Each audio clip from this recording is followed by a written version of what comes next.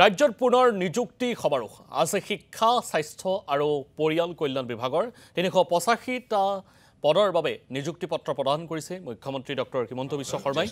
গুৱাহাটী চিকিৎসা মহাবিদ্যালয় প্ৰেক্ষাগৃহত আয়োজন কৰা হৈছে নিযুক্তি পত্ৰ সমাৰোহৰ শিক্ষা বিভাগৰ ২৮৪ গৰাকী আৰু স্বাস্থ্য বিভাগৰ ১০১ গৰাকী প্ৰাৰ্থীক নিযুক্তি পত্ৰ প্ৰদান কাৰ্যসূচীত অংশগ্ৰহণ কৰিছে শিক্ষামন্ত্ৰী ডক্টৰ ৰণোজ পেগুৱে আমি পোনপটীয়াকৈ সেই পৰিৱেশটো দেখুৱাইছোঁ ডক্টৰ নবনীছা ভূঞা সহকাৰী অধ্যাপক sociology Rangachahi college doctor Nabanisa Bhuyan তেখেতৰ পাছতে আহিব দুলিয়াজান মহাবিদ্যালয়ৰ অসমীয়া বিভাগৰ সহকাৰী অধ্যাপক ৰূপে ডক্টৰ জ্যোতি গগৈ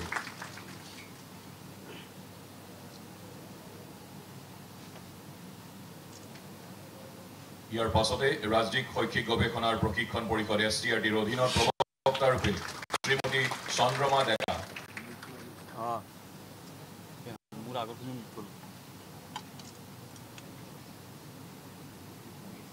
SCRTৰ অধীনত এবাৰ আহিব প্ৰবক্তা ৰূপে শ্ৰীমতী ভাৱনা চুতীয়া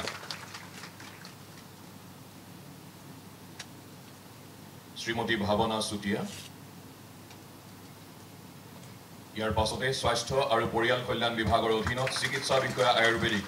ডক্টৰ গীতিস্মিতা বৰুৱা তেখেতৰ পাছতে আহিব চিকিৎসা বিষয়া ৰূপে ডক্টৰ বিজিত দাস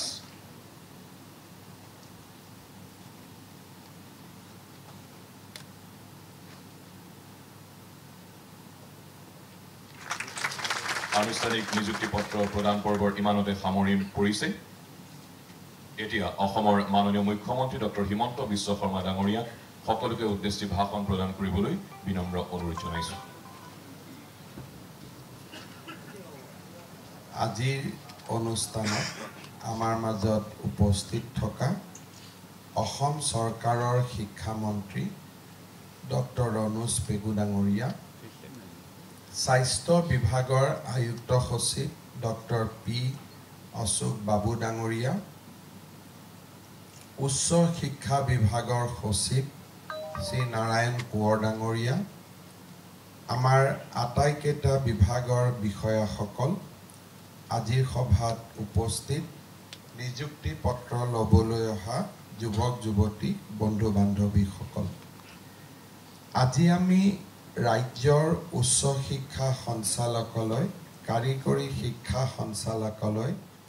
ৰাজ্যিক শিক্ষা গৱেষণা আৰু প্ৰশিক্ষণ পৰিষদ চমুকৈ SCRT তথা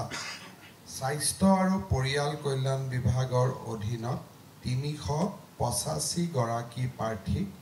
নিযুক্তি পত্ৰ প্ৰদান কৰিবলৈ ইয়াত সমবেত হৈছোঁ বিগত বিধানসভা নিৰ্বাচনৰ সময়ত আমি ৰাজ্যৰ ১ লাখ যুৱক যুৱতীক চৰকাৰী কৰ্মসংস্থাপনৰ প্ৰতিশ্ৰুতি দিছিলোঁ ২০২১ চনৰ মে' মাহৰ পৰা ধাৰাবাহিকভাৱে আমি এই নিযুক্তি পত্ৰ চলাই স্বচ্ছতাৰে সম্পূৰ্ণ মেধা আৰু যোগ্যতাৰ ভিত্তিত চলিত বৰ্ষৰ ২৬ ছেপ্টেম্বৰ পৰ্যন্ত ১,২৪,৬৪৫ গৰাকী প্ৰাৰ্থীক নিযুক্তি প্ৰদান কৰি ইতিমধ্যে নিৰ্ধাৰিত লক্ষ্য আমি অতিক্ৰম কৰিবলৈ সক্ষম হৈছোঁ এই চৰকাৰী চাকৰি প্ৰদানৰ গতি আজি আৰু এটা নতুন মাত্ৰা প্ৰদান কৰি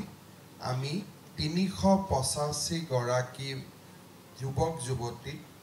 শিক্ষা আৰু স্বাস্থ্য বিভাগত নিযুক্তি দিয়াৰ বাবে আগবাঢ়িছোঁ উচ্চ শিক্ষা সঞ্চালকালয়ৰ অধীনত বিভিন্ন মহাবিদ্যালয়ত ৭৮ গৰাকী সহকাৰী অধ্যাপকে আজি নিযুক্তি লাভ কৰিব ৩জন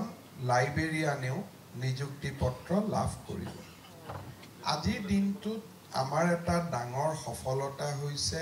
ৰাজ্যৰ ইঞ্জিনিয়াৰিং আৰু পলিটেকনিকত নিযুক্তি লোকসেৱা আয়োগ আৰু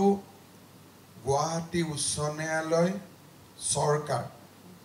এই তিনিওটা ব্যৱস্থাৰ মাজত আমি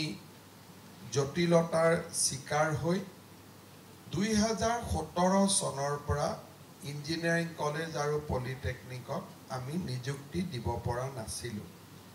তাৰ ফলত ৰাজ্যৰ ইঞ্জিনিয়াৰিং আৰু পলিটেকনিকসমূহে শিক্ষা প্ৰদানৰ ক্ষেত্ৰত বিভিন্ন ধৰণে বাধাৰ সন্মুখীন হৈছিল। আৰু এই নিযুক্তি প্ৰক্ৰিয়াক সৰলীকৃত কৰিবলৈ আমি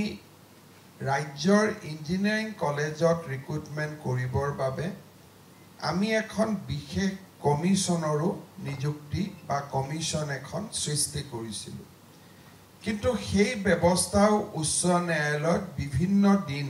বা বিভিন্ন সময় বিচাৰাধীন হৈ থকা বাবে তাতো আমি বিশেষ আগবাঢ়িব পৰা নাছিলোঁ। আজি বহুতো বাধা বিঘিনি আইনী জটিলতা আঁতৰাই ৰাজ্যৰ ইঞ্জিনিয়াৰিং আৰু পলিটেকনিক কলেজসমূহত বা ইনষ্টিটিউটসমূহত 136 গৰাকী আমি প্ৰবক্তা নিযুক্তি দিবলৈ আগবাঢ়িছোঁ।